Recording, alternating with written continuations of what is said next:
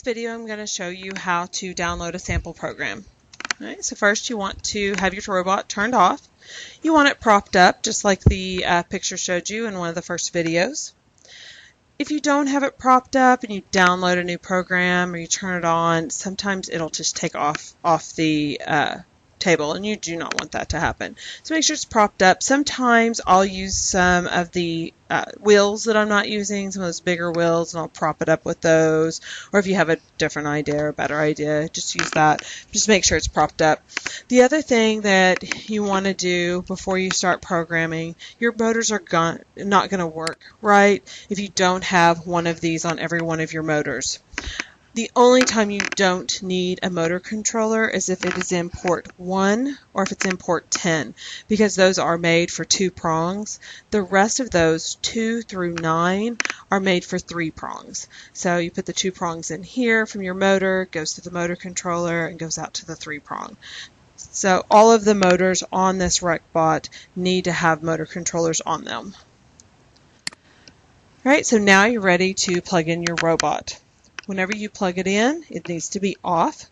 Then you're going to wait, make sure it's installed. If it doesn't show that it's installing, it probably has already been installed on your computer. Then you're ready to turn on the Robot C. I do not have the splash screen on here because I've turned it off, and I'll show you how to do that in just a second. Notice there are some links over here. You might read through some of the things that are on this front page. Okay, so the next thing you want to do is turn on your robot. Okay, so I've turned it on, and now I can start checking everything. All right, so first I'm going to check to make sure that my firmware is up to date. Okay, so I'm going to go to Cortex and click OK. Hopefully you've already done this. If you have, you do not have to do it again, but I just wanted to make sure mine was, because this is a different Cortex than I've used before. Okay, so it was up to date. Like I said, if you've already updated it and there isn't a new version, then you didn't have to do that. I'm going to go to View. I'm going to go ahead and go to Preferences, go down to Detailed Preferences. There's 2 things I want you to turn off. One of those is the Show Splash Screen on startup, though you don't really have to turn it off, but you don't really need it there either, so I go ahead and check that to turn it off. The other thing I want you to turn off is this periodically check for newer versions of Robot C on your startup. Uncheck that, because if it does ask you, don't update it, because we don't have administrative rights on our computers. So if you say to update it, it does update it, but it doesn't update it in the right way where it will communicate with our robots. IT has to update it for us or give us that update in our software center so that we can do it. So go ahead and click that off, so that way you don't accidentally click OK, because at that point IT has to come in and take it off the computer and then put the new version on. It's just better that whenever we get it into the software center, I'll tell everybody to update it. So go ahead and click that off. All right, so then you'll click Apply and click OK. The other thing I want you to check is that your VEX Cortex communication mode is on USB only. Whenever you use the VEXNet or USB is whenever we're using the remote control, and we won't be using the remote control until the remote control section in the curriculum. The movement section for what we're wanting to do does not work unless you have it on USB only, so make sure that it is on USB at this point. Our compiler target right now is physical robot. We're not using the virtual world. Okay, advanced tools. If we want to check our software, we're wanting to check our battery to see if that might be an issue. If we're having problems downloading something, you click Software Inspection.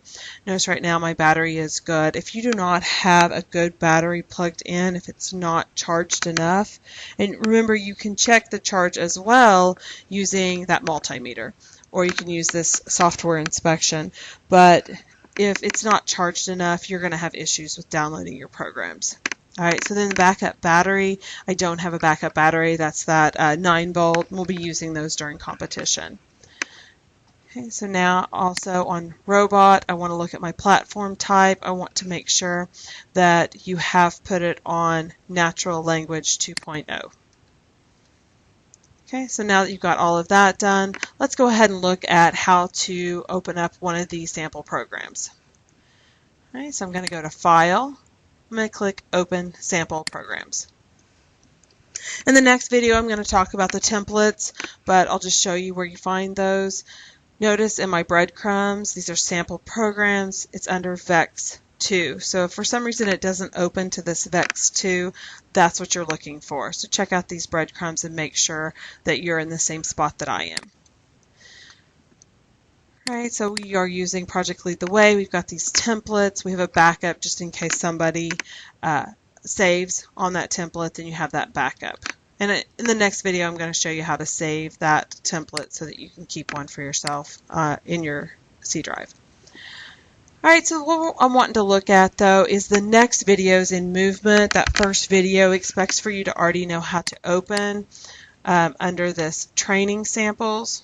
Okay, again, I'm under Vex 2. I go down to training samples, and it wants you to already have open this motor port 3 forward. I'm going to click on it. All right, I've got that open. So I don't have any motors hooked up to my Cortex because I don't have a robot that I've built. But if I did, when I hit to compile and download, it may show me issues saying that I don't have any motors. But let's go ahead and look at this. So I click compile, and then I click download. Okay, well, no, I guess it is showing me on the message that there's an issue. But I can go back to my program. Notice I've got some tabs up here at the top. All right, then I would click Start, and my motor should be running on that port 3. They'll show you how to rename these in later videos, but one motor should be going, and it should only go for 3 seconds. Okay, so I'm going to go ahead and close out of that. Let's see if there's anything else I wanted to make sure that I told you. Oh, yes, another thing is if it does not download, another thing that might be wrong. All right, so select communication port. I don't remember if I showed you this one. I've redone this video a few times. But you need to make sure it says allow any ports for communication link. Make sure it is clicked and it's on automatic selection. All right, that's one thing you want to make sure you check. Some of the other things I already showed you to check. Another thing that might be wrong, sometimes you just have to reset the Cortex by turning it off, unplugging it from your computer, wait a few seconds, plug it back in, then turn it back on. For some reason, that works. Like 9 out of 10 times, that's the problem. It just needs you to unplug it and plug it back in. Sometimes you'll have to unplug it from the computer, change ports, plug it back in. I'm not really sure why that works, but it does. And that first video in this lesson kind of talks a little bit about that as well in this playlist. All right, so the next video I'm going to show you how to do the templates, so that way you can also start programming on your own.